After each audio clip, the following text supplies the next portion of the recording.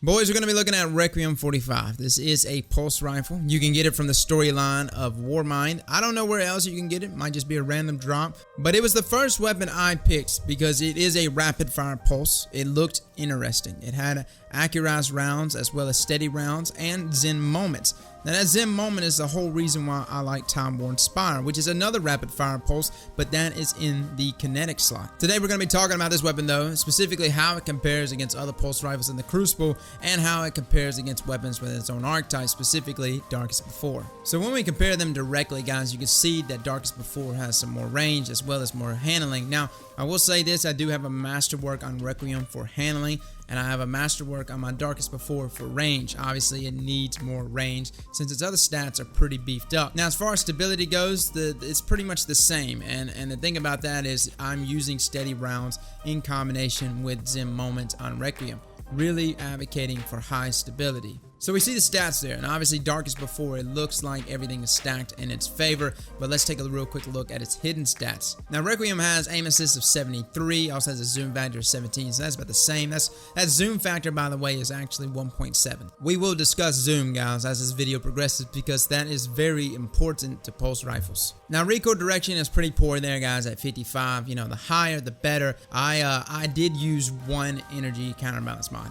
Honestly, one kept it stable enough. You got Zen moment, you got steady rounds with it. It stays on point. I mean, really. So I wasn't really having any problems, and I don't even know if I need to rock even the one energy counterbalance mod, despite its recoil direction only being 55. Now, Darkest Before, again, zoom of 1.7, aim assist at 75, so it actually has some better aim assist, and it also has better recoil direction. So on paper, Darkest Before seems to be better in every aspect. This is why we can't heavily rely on stats, or even default stats to decide how a weapon's going to perform. Despite Darkest Before looking as good as it looks on paper, Requiem-45 outperforms it, and I'm telling you guys, I've used both of these heavily. And I really think it comes down to one thing and one thing only, which is the third sight on Requiem-45, SPO-57 front. Now a scope like this makes a difference because it actually has a zoom modifier on it of 0.6. So I mentioned that the zoom on all pulse rifles is 1.7 by default. You actually would say 1.7, you'll add plus 0.6 to it, giving you a total zoom factor of 2.3. Now I know we're getting all crazy with fucking numbers right now, and I don't like looking at numbers any more than you, but the 2.3 actually matters. Imagine having